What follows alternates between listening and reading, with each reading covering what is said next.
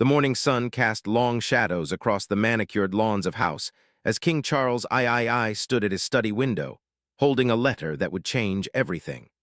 The royal physician's report lay open on his mahogany desk, the clinical words stark against the cream-colored paper.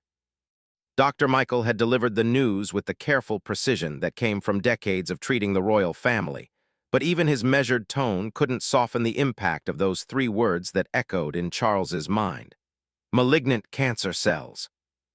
Charles had always been a man of routine, finding comfort in the predictable rhythms of royal duty and personal passion.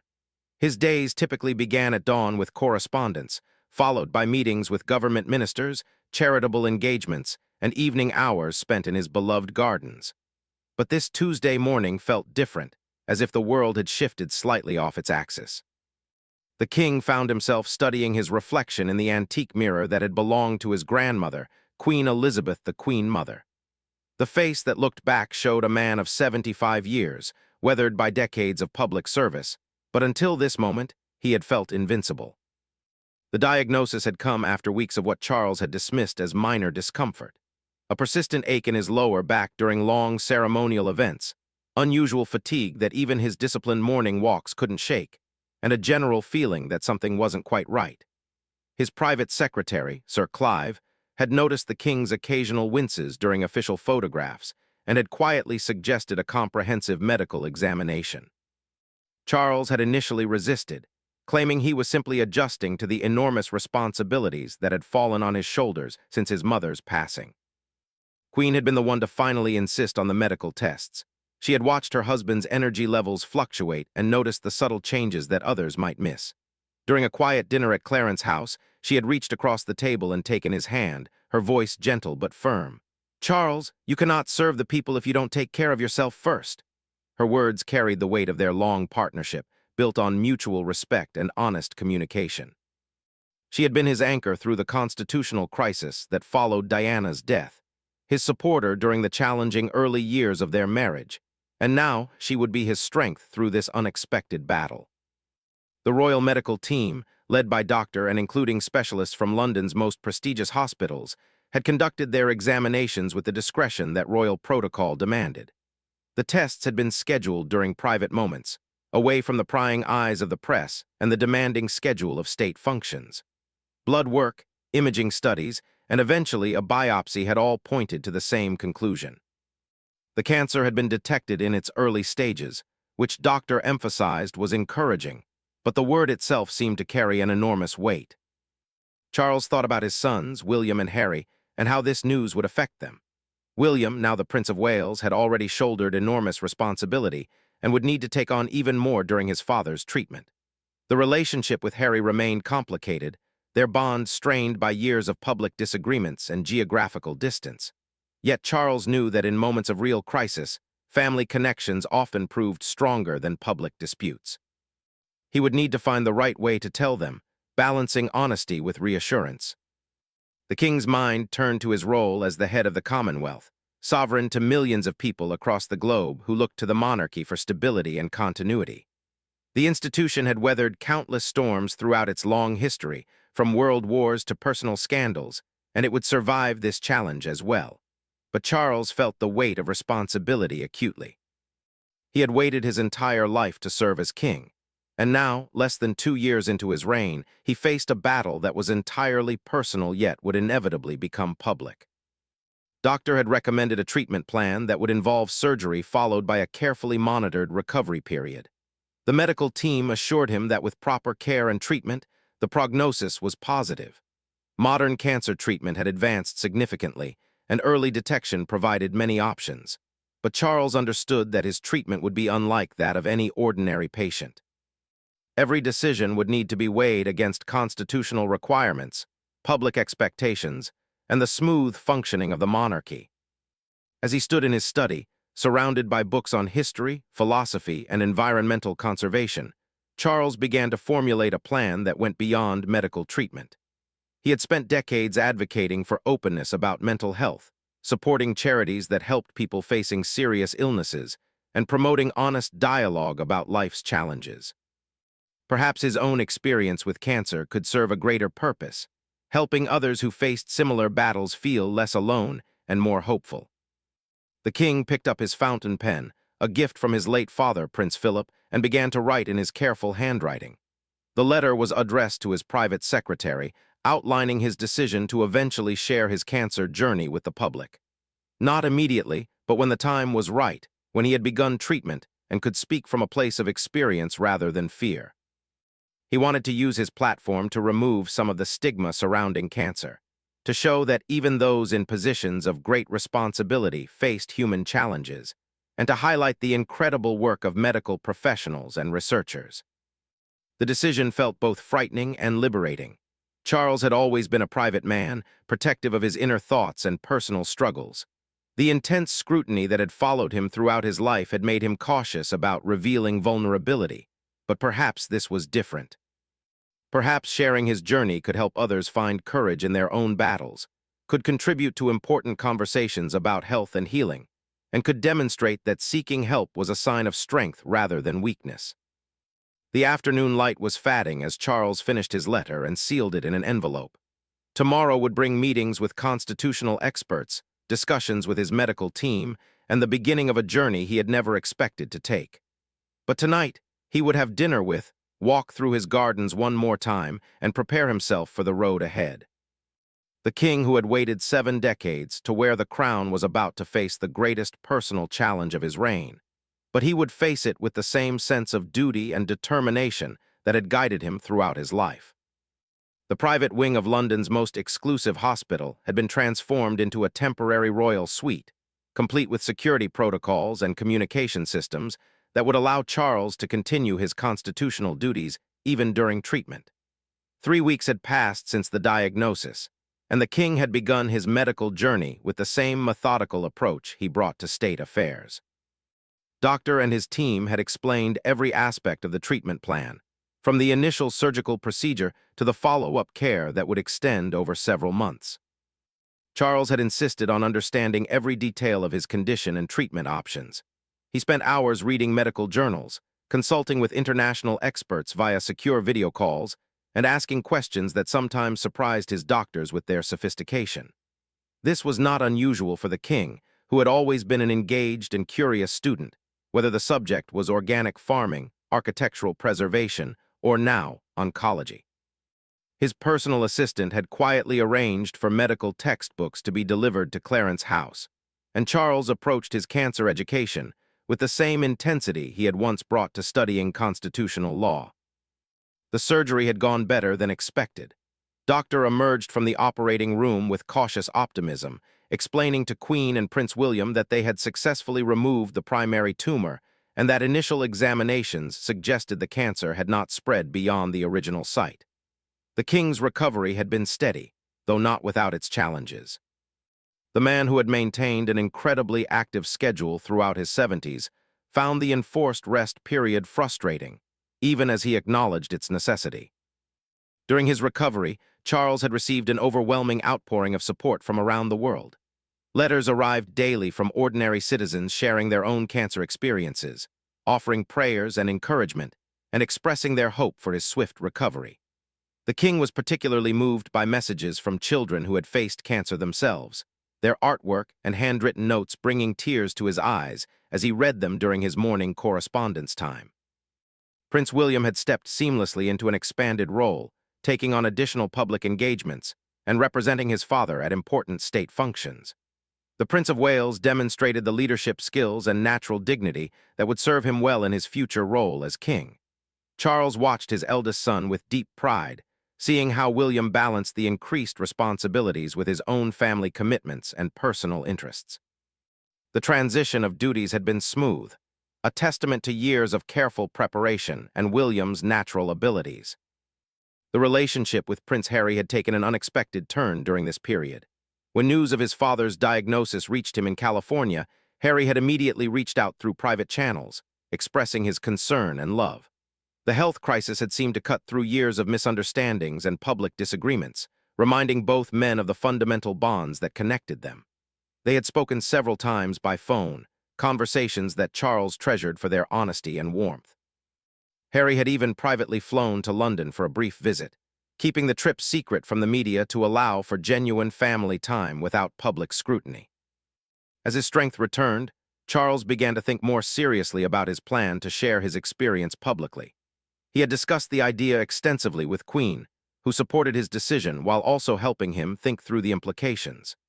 The palace communications team had been brought into the planning, working to develop a strategy that would allow the king to tell his story authentically while maintaining appropriate privacy around ongoing medical details. The king had decided that a television message would be the most effective way to reach the broadest audience. Unlike a written statement or formal interview, a direct address would allow him to speak personally to people facing similar challenges, to express his gratitude for the support he had received, and to highlight the importance of medical research and early detection. He wanted his message to be hopeful but honest, acknowledging the difficulties of a cancer diagnosis while celebrating the advances in treatment and care. Charles had been working on his script during quiet hours at house, where he had returned to continue his recovery in the familiar surroundings of his beloved home. The gardens that had always been his refuge now served as inspiration for his message. He drew parallels between the cycles of nature and the processes of healing, between the careful tending required for healthy growth and the patience needed during medical treatment. The metaphors felt natural to him, reflecting his long-standing connection to the natural world and his belief in the healing power of time and careful attention. The decision about when to record and broadcast the message had been carefully considered.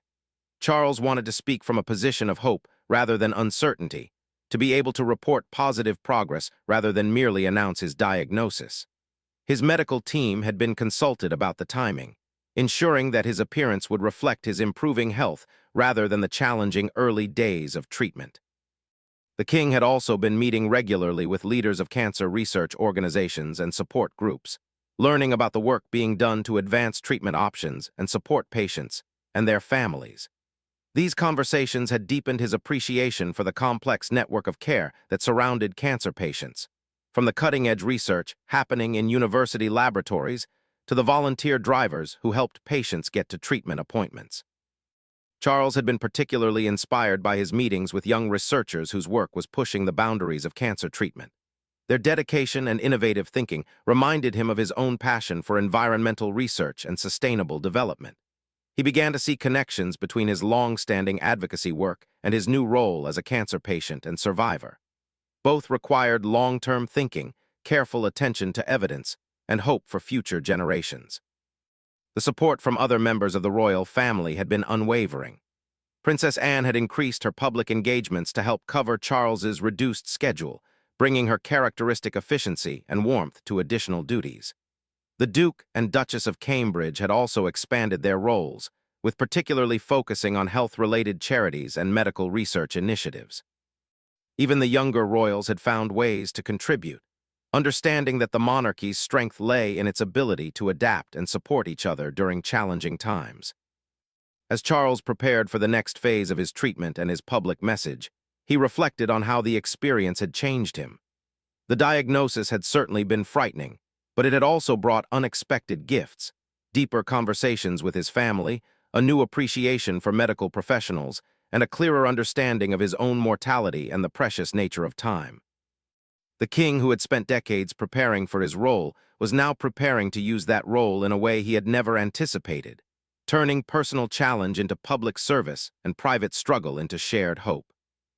Television studio at Windsor Castle had been specially prepared for what would become one of the most personal addresses ever delivered by a British monarch. Soft lighting created an intimate atmosphere while cameras captured every detail of the king's appearance. 2 months after beginning his treatment, Charles looked remarkably well, his color healthy and his bearing strong. The decision to film at Windsor had been deliberate, choosing a location that felt both official and welcoming, formal yet personal. Charles had spent weeks refining his message, working with speechwriters, but insisting that the final words reflect his own voice and experience. He had practiced the delivery multiple times, not because he lacked confidence in public speaking, but because he wanted every word to carry the weight of sincerity and hope. The king understood that millions of people around the world would hear these words, including many who were facing their own cancer diagnoses or supporting loved ones through treatment. The recording session began in the late afternoon, taking advantage of the golden light that streamed through Windsor's historic windows. Charles wore a navy suit with a blue tie, colors chosen to convey both authority and approachability. His hands, which had always been expressive when he spoke, moved naturally as he addressed the camera, creating a sense of direct conversation rather than formal pronouncement. His opening words were carefully crafted to acknowledge the unprecedented nature of his message, while establishing a tone of optimism and gratitude. Charles spoke about the shock of receiving a cancer diagnosis, the fear that accompanied those initial moments, and the journey that had followed. He was honest about the challenges while emphasizing the incredible support he had received from his medical team, his family, and people from around the world. The king shared details about his treatment experience, always mindful of maintaining appropriate privacy while providing enough information to be helpful to others. He spoke about the importance of early detection, crediting his medical team's thoroughness and his family's encouragement for catching the cancer before it had spread significantly. Charles emphasized that while his position provided access to excellent medical care, the basic principles of successful cancer treatment were available to everyone: early detection, expert care, family support, and personal determination. Charles dedicated a significant portion of his message to thanking the medical professionals who had cared for him. He spoke about Doctor and his team with deep gratitude, praising their skill, compassion, and dedication. The king also acknowledged the researchers whose work had made modern cancer treatment possible, connecting his personal experience to the broader scientific effort that continued to improve outcomes for cancer patients worldwide. The message included a touching tribute to the letters and messages he had received from ordinary citizens. Charles shared some of the stories that had moved him most deeply, always protecting the privacy of the writers while conveying the power of their words. He spoke about children who had faced cancer with remarkable courage, adults who had supported family members through treatment, and medical professionals who had shared their own experiences of caring for cancer patients. The king used his platform to address some of the emotional challenges that accompanied a cancer diagnosis. He spoke about the fear that could overwhelm rational thought, the importance of accepting help from others, and the value of maintaining hope even during difficult moments. Charles acknowledged that his public role had made certain aspects of his treatment more complicated, but he emphasized that the fundamental human experience of facing serious illness was something he shared with millions of others. Charles also discussed how his cancer journey had affected his perspective on his royal duties and personal priorities. He spoke about the precious nature of time and the importance of focusing on what truly matters. The king described how his illness had strengthened his commitment to supporting medical research and healthcare initiatives, while also deepening his appreciation for the simple pleasures of life: time with family, walks in nature, and quiet moments of reflection. The environmental themes that had always been central to Charles's public work found their way into his cancer message as well. He drew parallels between caring for the natural world and caring for human health, emphasizing the connections between environmental wellness and personal. The king spoke about how his time in gardens during his recovery had reinforced his belief in the healing power of nature and the importance of protecting the planet for future generations. Charles addressed the unique challenges of being a public figure with a serious illness. He spoke about the balance between transparency and privacy, the responsibility to be honest with the public while maintaining appropriate boundaries around personal medical information. The king acknowledged that his position brought certain advantages in terms of medical care, but he emphasized that dignity, hope, and healing were available to everyone facing cancer. The message included a special section directed at other cancer patients and their families. Charles spoke directly to people who were beginning their own treatment journeys, offering encouragement based on his own experience. He emphasized that while every person's cancer journey was unique, the feelings of fear, hope, determination, and gratitude were universal. The king encouraged viewers to seek support from family, friends, and medical professionals, and to allow themselves to accept help during difficult times. Charles concluded his message by looking toward the future. He spoke about his plans to return gradually to his full schedule of royal duties, his commitment to supporting cancer research and patient advocacy, and his determination to use his experience to help others. The king expressed his confidence in the continuity of the monarchy, praising Prince William's leadership during his reduced activity and emphasizing the strength of the institution. The final moments of his address were perhaps the most personal. Charles looked directly into the camera and spoke about the gratitude he felt for each day, for the love of his family, and for the opportunity to serve. He acknowledged that cancer had changed him, but argued that the changes had been largely positive, bringing clarity about what mattered most and strengthening his resolve to make every day count. As the cameras stopped rolling, Charles felt a profound sense of relief and accomplishment. He had shared his story honestly and completely, balancing personal revelation with public responsibility. The king knew that his words would be analyzed and discussed extensively, but he felt confident that he had achieved his primary goal, offering hope and encouragement to others facing similar challenges, while demonstrating that even those in positions of great responsibility were not immune to life's most serious tests. The response to King Charles's television message exceeded every expectation. Within hours of the broadcast, Palace was inundated with messages of support from world leaders, ordinary citizens, and cancer organizations across the globe. The switchboards couldn't handle the volume of calls, social media platforms buzzed with positive reactions, and major news networks dedicated extensive coverage to analyzing both the message itself and its broader implications for the monarchy and public health awareness. The immediate family reaction was one of pride and relief. Queen had watched the recording session and knew how much preparation and emotional energy Charles had invested in his message, but seeing the public response confirmed that his decision to speak openly had been exactly right. Prince William issued a statement praising his father's courage and emphasizing how the king's openness would help countless families facing similar challenges. Even Prince Harry from California publicly expressed his admiration for his father's honesty and strength. Medical professionals around the world praised Charles for using his platform to promote cancer awareness and early detection. Doctor received interview requests from dozens of media outlets wanting to discuss the king's treatment and the broader state of cancer care. Cancer research organizations reported significant increases in donations and volunteer applications in the days following the broadcast. Several major hospitals noted increases in patients scheduling routine screenings, crediting the king's message with motivating people to take their health seriously. The palace communications team had prepared for intense media scrutiny, but the coverage was overwhelmingly positive and respectful. Major newspapers editorialized about the king's dignity and service, while medical journalists used the opportunity to educate readers about cancer prevention and treatment advances.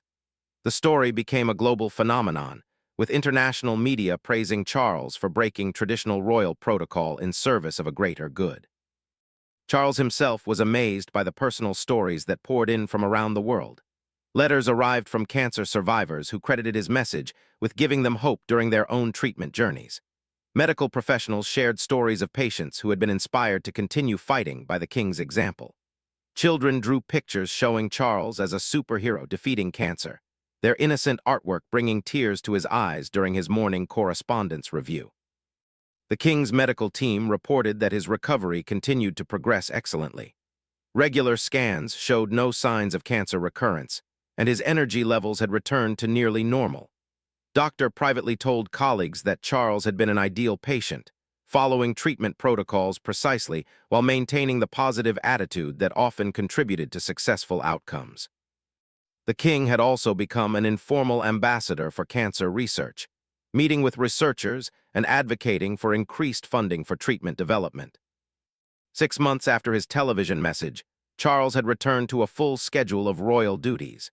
His first major public appearance was at the opening of a new cancer research center, where he spoke passionately about the importance of continued investment in medical research. The king's appearance was met with standing ovations and emotional responses from audience members who included many cancer patients and survivors. Charles had found a new dimension to his public service, becoming an unexpected but powerful advocate for cancer awareness. The experience had also strengthened family bonds in ways that surprised everyone involved. Prince Harry had made several private visits to London, often timing them around his father's medical appointments to provide family support.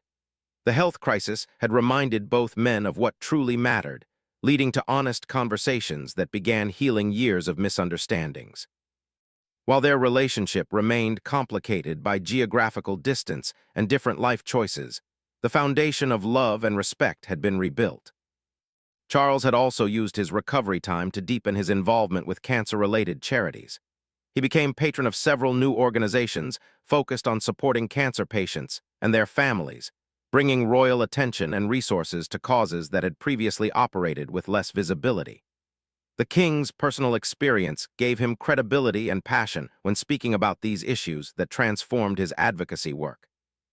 The long-term impact of Charles's decision to share his cancer journey became clear as months passed. Medical professionals reported sustained increases in cancer screening appointments, particularly among men in older age groups who had previously been reluctant to seek preventive care. Cancer support organizations saw increased membership and volunteer participation. Most importantly, many patients and families reported feeling less isolated and more hopeful because of the king's example.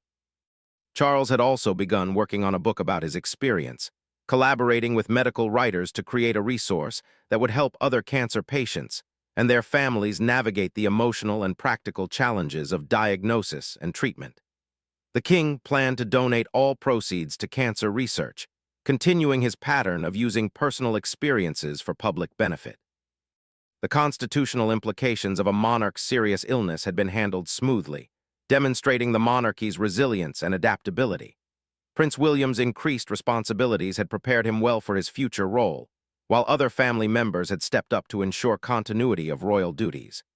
The experience had actually strengthened public confidence in the institution by showing its human face and its ability to handle unexpected challenges. Charles reflected frequently on how cancer had changed him, usually concluding that the changes had been largely positive. He felt more focused on essential priorities, more grateful for everyday pleasures, and more committed to using his remaining years meaningfully. The king had always been thoughtful about his legacy, but his cancer experience had given him a clearer vision of what he wanted to accomplish and how he wanted to be remembered. As he approached his first anniversary of completing treatment, Charles planned to mark the occasion by launching a major new initiative supporting cancer research and patient care. The program would combine scientific research funding with practical support for patients and families, reflecting the king's belief that healing required both medical advancement and human compassion. He had learned that surviving cancer was not just about defeating disease, but about finding meaning in the struggle and using that meaning to help others.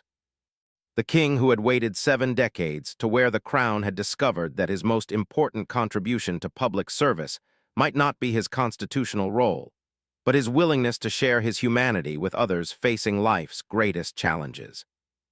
Charles had transformed personal adversity into public purpose, demonstrating that even monarchs could find strength in vulnerability, and that true leadership sometimes meant showing the way through difficulty rather than pretending difficulty did not exist.